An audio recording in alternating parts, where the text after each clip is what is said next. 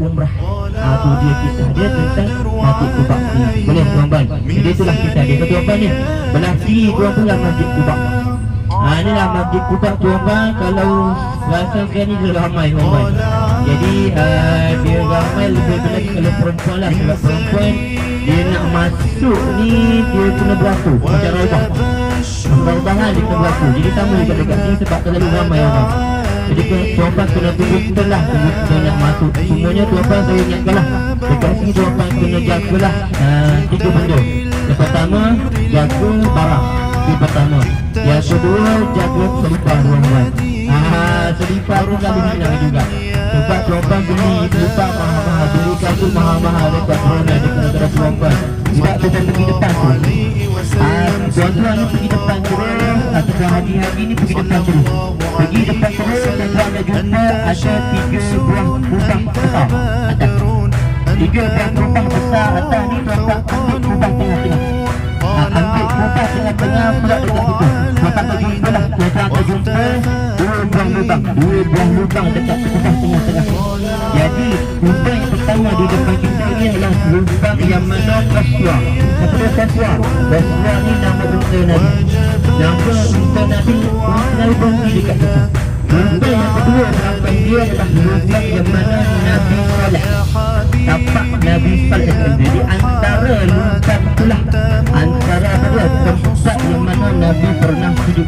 Tempat yang mana Nabi pernah salat. Ini nampak ni kubah dia. 1, 2, 3. Ambil kat tengah-tengah. Kita lagi dah akan masuk. Kita akan masuk terus ke depan. Kita akan jumpa 3 kubah. Ambil.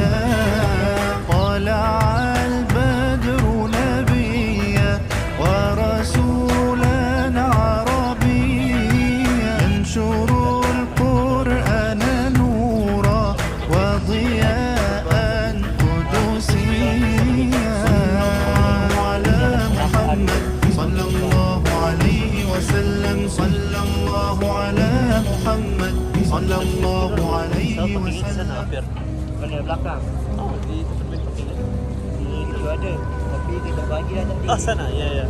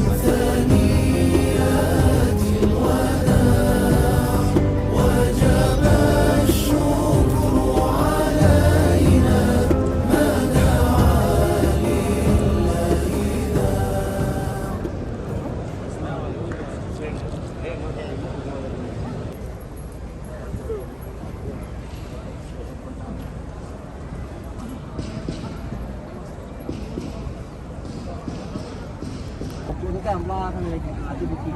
Bukit dia mendatar. Nampak warna hitam. Ya ya. Tu nama dia bukit dia Jabal Air, Bukit Air.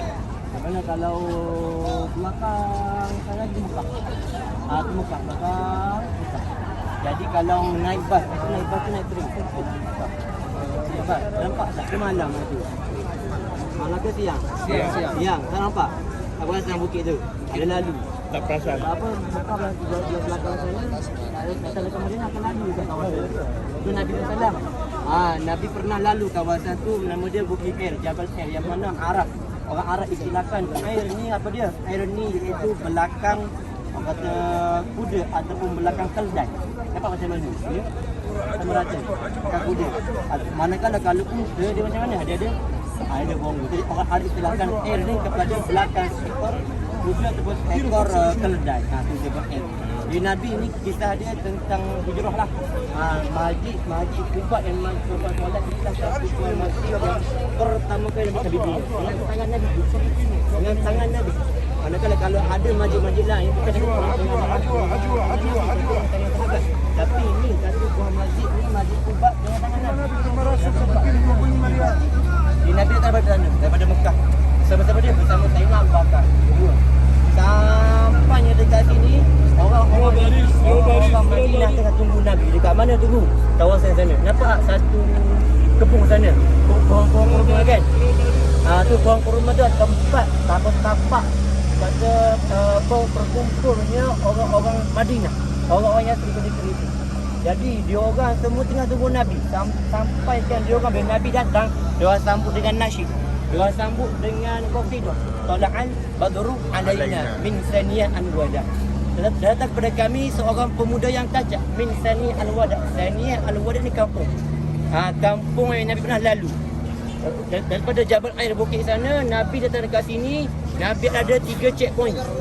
3 checkpoint, 3 buah tempat sebelum sampai dekat Kuba. Yang mana 1-3 malam Nabi sampai ke situ. Yang kedua Nabi salat subuh dekat mana? Yang ketiga dekat sini. Waktu duha Nabi sampai dekat sini pada hari Isnin. Sampai situ orang sambut dengan meriah. Orang sambut dengan kompa, orang sambut dengan qasidah. Itu orang Yasrib, orang Madinah sendiri. Bila Nabi sampai dekat Yasrib, dekat mana? Dekat perkumpulan orang-orang Madinah. Jadi Nabi tanya satu soalan dekat sahabat-sahabat. Wahai sahabat-sahabat aku, siapa yang ada tanah untuk aku dirikan sebuah masjid? Jadi angkat tangan seorang ni, siapa nama dia? Sayyidina Qasim bin Hijri. Sayyidina Qasim bin Hijri akan tanya, wahai Rasulullah, aku ada tanah untuk engkau dirikan sebuah masjid.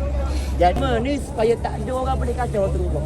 Dia suruh bersendirian, biar Rasulullah ni berat seorang-seorang. Tu dia buat.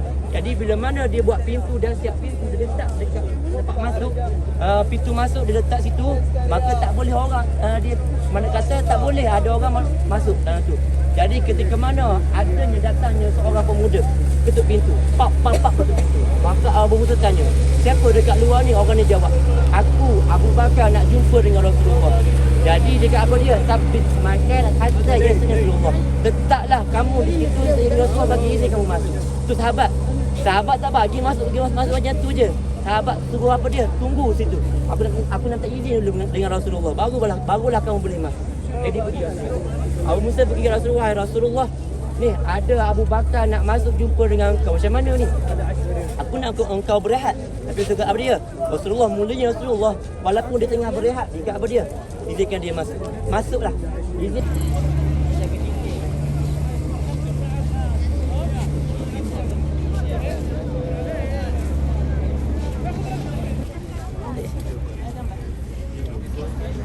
Telaga Cincin. Wow.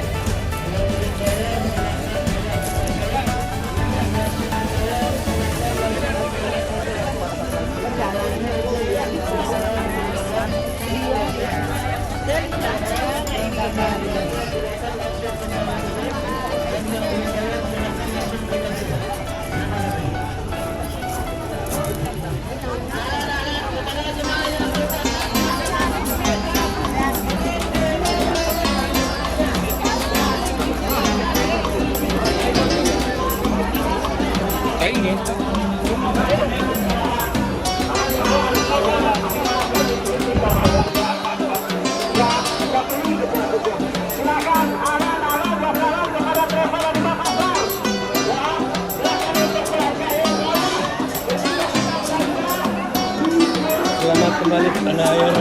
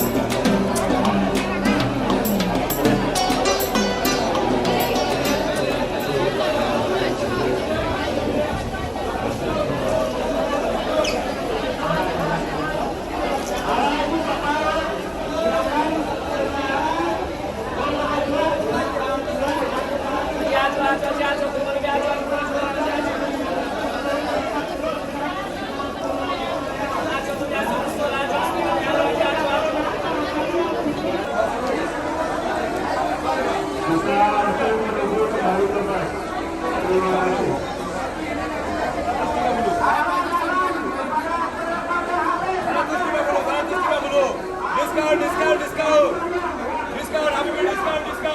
Ada Ahmad Muriam 50 rial. Halal. Ini diskon.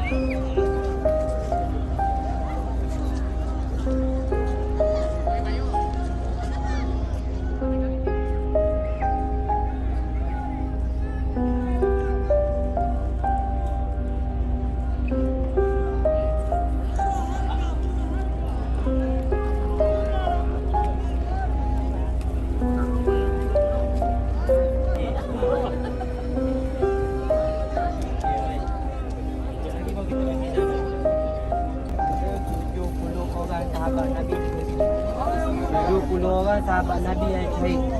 Jadi kenapa ramai sangat? Lagi saya cerita. Kita pergi sana kejap lagi. Dia tak nampak, bukit mana tak nampak. Jadi ini adalah perkuburan 70 orang sahabat Nabi. Dia ada dua bahagian. Ada yang tanam 3 orang dekat sana, ada yang sini. Kita tengoklah. Ini selebihnya. Jadi tuan-tuan, tu Bukit Uhud. Daripada kiri saya sampai kanan saya. Bukit Uhud besar. Bukit Uhud ni satu gambaran kepada pahala solat satu jenazah. Pahala dia. Jadi tuan-tuan, kalau tuan-tuan solat satu jenazah, kalau solat jenazah, ni pahala dia. Tuan-tuan fikir. Kita bawa balik benda ni dekat rumah tuan-tuan. Tu. Jadi tuan-tuan, Bukit Uhud juga adalah satu pinjaman daripada Allah kepada kita. Di syurga nanti tuan-tuan akan tengok. Di syurga nanti tuan-tuan tengok juga Bukit Uhud ni. Dan di syurga juga tuan-tuan, Bukit Uhud ni akan bersaksi. Apa dia? Haji ni dah pernah tengok aku. Dah pernah datang melawat aku. Dah pernah datang menziarah aku. Mulut kita, mata kita, tangan kita, kaki kita sebagai sahabat Allah. Wahai Allah, kaki hajah ni pernah melangkah ke Bukit Uhud.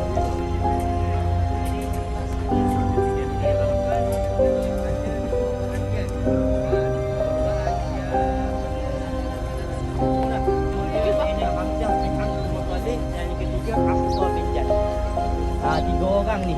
Kenapa 3 orang ni? Jadi saya cerita lah. Jadi kalau berkaitan lagi, saya cerita tentang peperangan Uhud berlaku. Jadi dekat sini ni adalah baki. Kaki baki 6-7 orang yang selebihnya yang kita ada dekat sini. Jadi kenapa dia bezakan kubur ni? Dulu kubur dekat mana? Masjid. Masjid tu tuan-tuan adalah kubur, tanah kubur asalnya, dan masjid tu dah tampak perang. Biasalah orang mati syahid ni dia tak tanam kafan, tanam macam tu je. Jadi itulah kawasan dia, kawasan perkuburan dahulu. Jadi pada tahun 40 Hijrah berlaku banjir besar. Banjir besar dekat mana sehingga kan mayat-mayat timbul, jenazah timbul. Jadi orang tak kenal. Orang tak kenal ni siapa dia, ni siapa dia, ni dia, siapa dia. Sebab apa? Pakai perang semua. Semua pakai perang. Kecuali 3 orang je orang kenal. Itu Sayyidina Hamzah, Sayyidina Hamzah yang Khalid, Sayyidina Mus'ab bin Umair dan Abdullah bin Jabir. Sebab apa orang kenal 3 orang ni? Sebab dia ada ciri-ciri dia. Lagi ceritalah dekat saya cerita kenapa ciri-ciri dia, kenapa ada apa ciri-ciri dia 3 orang ni. Itulah orang pisahkan. Yang mana orang kenal 3 orang. Dekat ni semua tak kenal. Tak kenal ni tak kenal. Sama satu. Ini orang kenal. Boleh. Jadi pada perkara kita nak cerita lah tentang peperangan itu.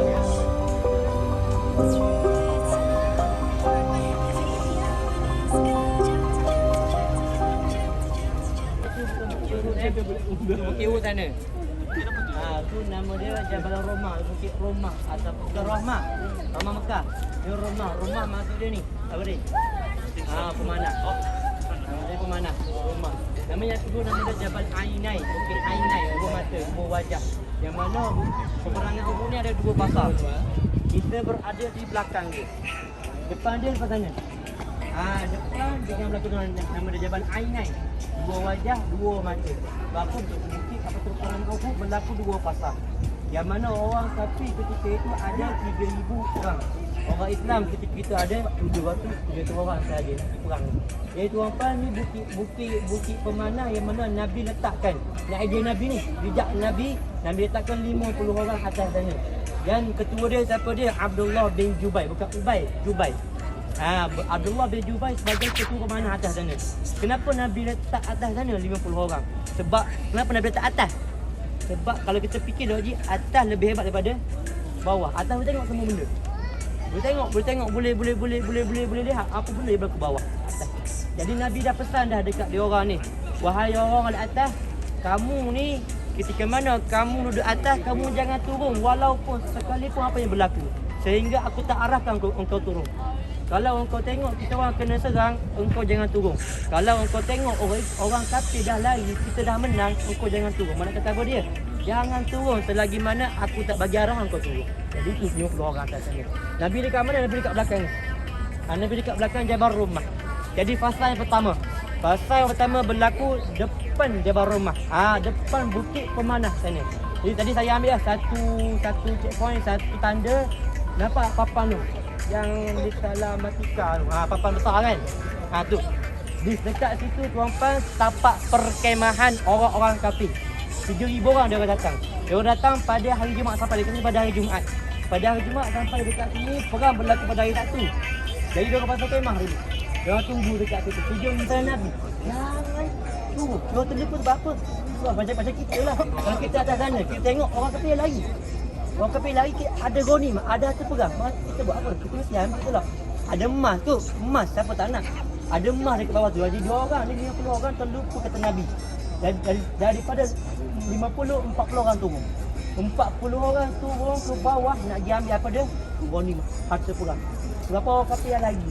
Bila mana turun nak pergi ambil ghanimah, maka ketika itulah orang kafir yang ketua berkuda dia siapa dia? Khalid Al-Walid ketika itu. Dan untuk tambah Islam lagi lah. Khalid Al-Walid ketika itu umur dia 20-an. Yang mana kata dia hebat, gagah, dia ni berani lagi, bijak lagi. Jadi bila mana orang Islam dah turun tadi, turun daripada bukit rumah, bukit mana, maka dia tengok, dia tolak. Al-Walid tolak ke belakang, tengok, Islam turun. Islam turun, ni peluang kita untuk pelang 2 orang balik. Sedikit itulah. Al-Walid pecahkan 2 grup. Pecahkan grup buat apa? Pergi serang belah kanan, pergi serang belah kiri. Kat mana kat belakang ni? Kita tak tahu duduk. Mana kata kalau kita duduk belakang, nampak depan belakang apa? Nampak. Duduk belakang ni tak nampak apa benda berlaku depan. Jadi bila mana Khalid Al-Walid pecahkan 2 grup, serang hendak belah kanan, serang hendak belah kiri apa berada dekat kanan. Yang perempuan nama dia Mus'ab bin Umair. Jadi nak kenal Mus'ab bin Umair, muka dia ni seakan Rasulullah. Semacam Rasulullah muka dia. Jadi bila mana Rasul kena serang ni, dia tengok Rasul kena serang ni, dia ambil peluang dia. Dia ambil peluang dia apa? Dia angkat benda dia dekat dia. Dia Allah kuat. Allah. Sebab apa? Sebab dia tarik perhatian orang Ibnu Qamiyah tadi. Dia tengah sedang Rasulullah. Sebab apa dia? Muka dia tadi. Dia angkat Allahu Akbar ketika itulah Ibnu Qamiyah dengar. Dia tengok. Ibnu Qamiyah tengok. Muhammad tu. Ni siapa dia? Sebab apa? Sebab muka Mus'ab bin Umair nak sama dengan Rasulullah. Semacam Rasulullah. Jadi bila dia angkat, dia tengok. Ibnu Qamiyah tengok. Itulah Muhammad. Dia pergi dekat Mus'ab bin Umair. Dia buat apa dia? Dia libat. Mus'ab tengah angkat. Dia kata Allahu Akbar. Dia tengah angkat ni, dia pergi libat pedang. Libat pedang terpotong tangan Mus'ab bin Umair. Tapi bila mana bendera nak jatuh, dia tambah tangan. Mus'ab bin Umair nak kata semangat dia ditambah tangan kiri, dia angkat dia lagi. Semangat. Allahu Akbar. Sekali lagi dia lawan. Sekali lagi dia jerit Allahu Akbar. Ketika itulah Mus'ab bin Umair ketika itulah Abdullah bin Qamiyah dia libas lagi. Dia libas belah mana? Belah kiri. Terpotong tangan belah kiri, jatuh bendera dia tikam. Mus'ab bin Umair, rebah Mus'ab bin Umair, jatuh Mus'ab bin Umair demi Rasulullah SAW, berkorban untuk Rasulullah SAW ketika. Jadi ketika mana Mus'ab bin Umair kena serang, kena bunuh oleh Abdullah bin Qamiyah, ketika itulah Rasulullah dibawa. Rasulullah tak boleh bangun. Dan maka Rasulullah dibawa oleh sahabat-sahabat baginda SAW. Daripada Sayyidina Umar, Sayyidina Abu Bakar dengan Talha bin Ubaidillah. Angkat Rasulullah pergi mana? Ke sana. Kaki bukit. Rasulullah bersembunyi dekat sana. Rasulullah kena bawa dekat sana. Apa? Sahabat-sahabat nak dini Rasulullah. Rasulullah sakit dah ni. Kena bahu sakit. Kena berdarah mulut sakit dah ni. Jadi dia orang bawa Rasulullah pergi dekat sana, sembunyikan Rasulullah dekat sana. Jadi ketika mana Ibnu Qamiyah dah bunuh Mus'ab bin Umair, dia jerit. Apa dia jerit? Muhammad dah mati.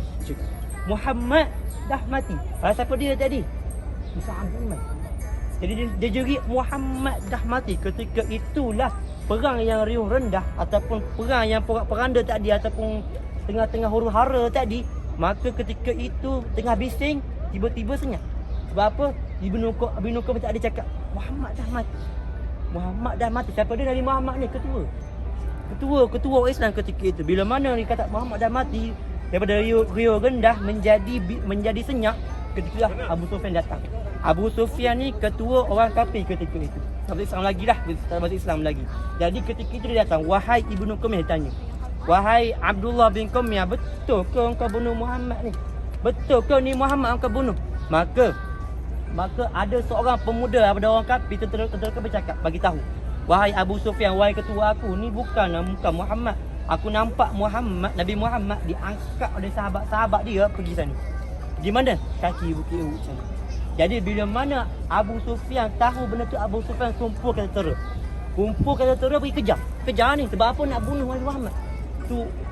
Tujuan utama dia orang nak bunuh Nabi Muhammad SAW. Jadi ketika dia kejar Rasulullah sampai kaki Bukit Uhud sana, maka berlakulah fasa yang ketiga tuan-tuan dekat sana.